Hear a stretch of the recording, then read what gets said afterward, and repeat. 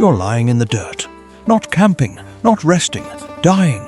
Your belly hasn't seen food in 3 days. Your parents are dead. Your brother is dead. The village around you is mostly dead too. Plague, famine, flood, all at once, like the world decided it was done with you. You are 16 years old. You have nothing. Not a coin. Not a name worth keeping. Not a future anyone could see. This is where one of history's most brutal, brilliant, and unlikely empires begins. Not in a palace, not on a battlefield. In the dust. With a beggar boy. If you reckon that's worth watching, hit subscribe and come with us.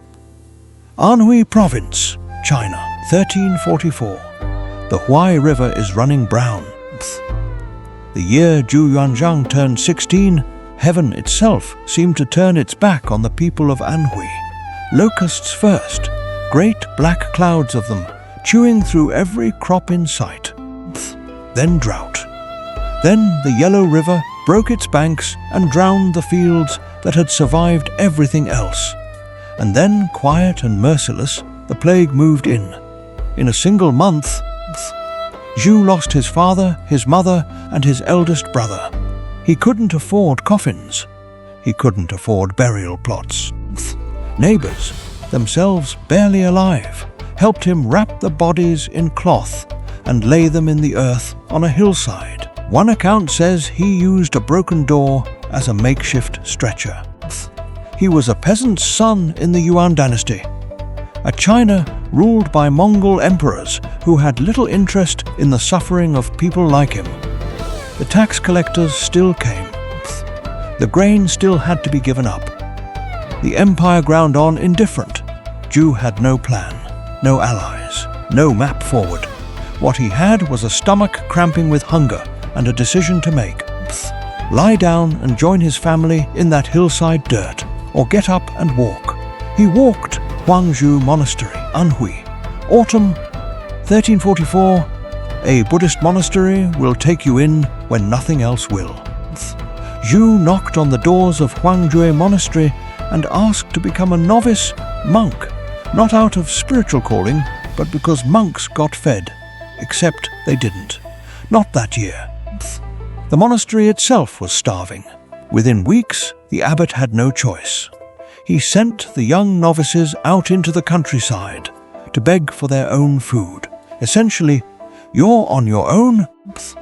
Good luck. So Zhu Yuanzhang became a wandering beggar monk.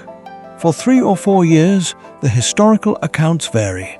He drifted through the Huai River Valley, sleeping rough, begging at doors, learning which towns were generous and which would set the dogs on you. He traveled hundreds of kilometers on foot in worn sandals, through dust and cold. Here's what that period gave him. Though, and this is what most emperors never had, he knew the land, he knew the villages, he knew exactly how desperate ordinary people were, because he was one of them. He knew the smell of a bad harvest. He knew what it felt like to be turned away. That knowledge, years later, would make him a military commander unlike any other. But first, he had to find a reason to fight China. 1350s. The Yuan dynasty is cracking. The Yuan emperors had been losing their grip for decades. Corruption had hollowed out the administration. The Yellow River floods had displaced millions. And now, across the country, rebel movements were erupting like bushfires in a dry summer. One here, one there. Then suddenly, everywhere at once. The Red Turbans were the biggest. A millenarian movement, part religious cult, part peasant army. They believed a Buddhist messiah was coming to overthrow the Mongols and restore a Chinese dynasty. They were wild, fierce, and growing fast. In 1352, a childhood friend wrote to Zhu Yuanzhang and told him about a local red turban commander recruiting men. Zhu's first instinct, apparently, was to ignore it. The letter itself was dangerous. If anyone found it, he could be executed just for having received it. Then someone informed on him anyway. He had no choice. he joined the rebels. He was 24 years old, had no military training, and arrived at the camp with nothing but the rags on his back. Within a year, he would be commanding troops. Within a decade, he would be the most dangerous man in China. Some people, it turns out, are built for chaos the Huai River Valley, mid-1350s. The battle lines are everywhere and nowhere. What made Zhu different from every other warlord scrambling for power in the collapse of the Yuan? Discipline. Strange, almost obsessive discipline. He didn't let his troops loot. This sounds simple. It wasn't. Every other army was living off the countryside, burning, stealing, terrorizing the villages they passed through. Zhu forbade it. His men were fed from organized supply chains. Civilians were protected, not preyed upon. Word spread fast among the peasantry, Zhu's army won't hurt you. In a world where every armed group was a threat, that was extraordinary. Farmers gave him intelligence. Towns opened their gates rather than fighting. His reputation as a commander who remembered the people built him a support base that pure military force never could have. He also surrounded himself with smart people, scholars, strategists, administrators, and he listened to them. A man with no formal education, who had begged for Fucian at monastery doors, sat with Confucian intellectuals and absorbed everything they offered. He understood, instinctively, that the gap in his upbringing was a gap he needed to fill. By the late 1350s, Zhu Yuanzhang controlled significant territory along the Yangtze River. He had a navy, he had an army, he had a tax system and a civilian administration. He was no longer a beggar, he was a contender, and the other contenders were watching him very carefully. Lake Poyang, 1363. The largest naval battle in human history is about to begin. Chen Yuliang was everything Zhu was not. Flashy, ruthless, theatrical. He'd already declared himself emperor of his own rival state, the Han, and he had a fleet that made Zhu's navy look like a bunch of blokes in rowboats, massive tower ships. Tens of thousands of men. He moved on Zhu's territory with the confidence of someone who believed the outcome was already decided.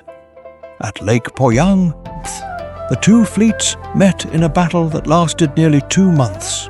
The numbers were brutally against Zhu. His ships were smaller, his men were fewer. But Zhu used fire ships, vessels packed with combustibles and steered into the enemy fleet. He used the wind. He used the shallow sections of the lake that Chen's massive ships couldn't navigate. He adapted, hour by hour, day by day, the way a man who has spent his life improvising just naturally does.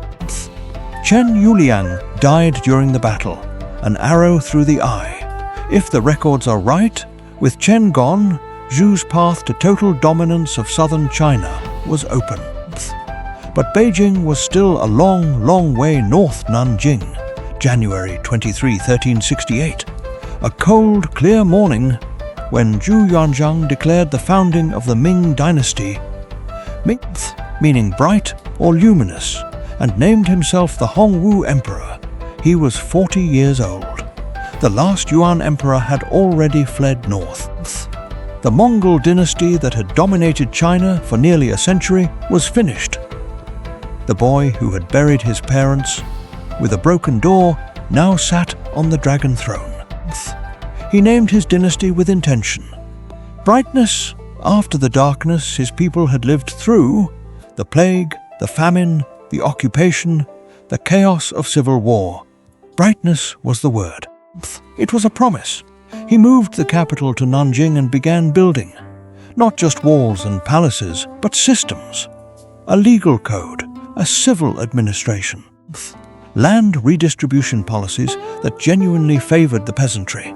Because he knew, dead set knew in his bones, what it meant when ordinary people had nothing left to lose.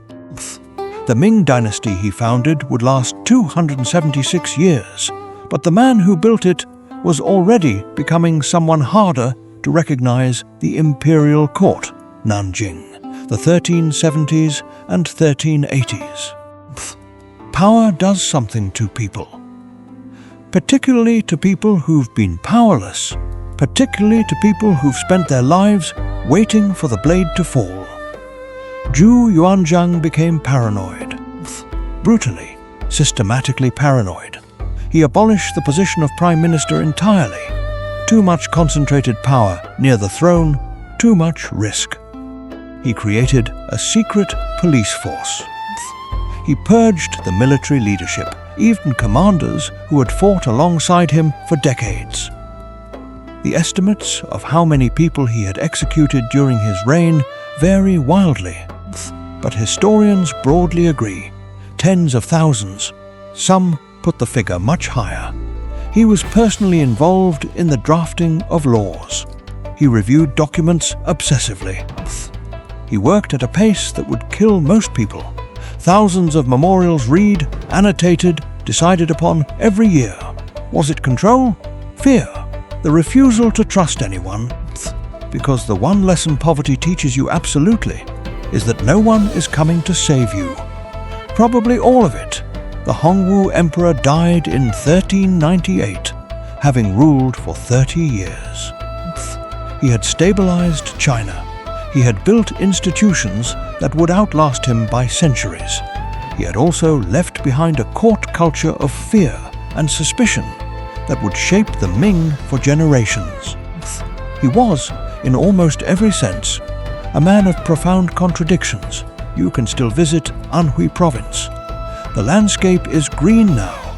Tea plantations, misty mountains, old whitewashed villages that photographers love. It doesn't look like a place that once produced one of history's great rags-to-power stories. Most places don't. The hillside where a 16-year-old boy buried his family, with nothing but grief and a broken door, is unmarked. The world has moved on from that particular piece of dirt. But the Ming Dynasty he built, those walls still stand.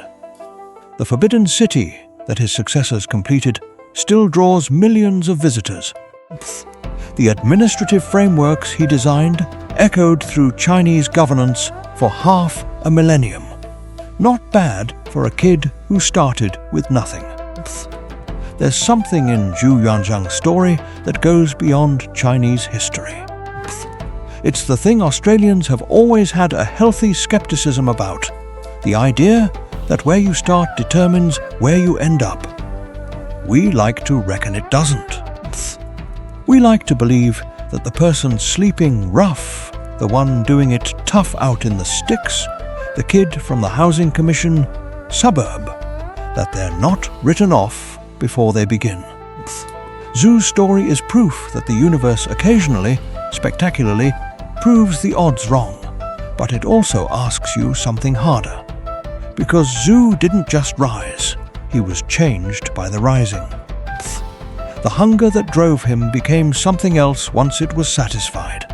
The fear of losing everything again twisted into something cruel. Power and trauma are a rough combination, and Zhu Yuanzhang is one of history's most vivid examples of what that mixture can produce. He saved millions. He killed tens of thousands. He is both things, fully, at once. History doesn't give you clean heroes. It gives you people. If this yarn got under your skin, drop a comment below. I'd genuinely love to know what you made of him. Was he a hero? A tyrant? Both? And if you want more stories like this, the ones that get told from the ground up, not from the palace down, subscribe, and we'll keep bringing them to you. No drama, just real stories, told straight. Catch you in the next one.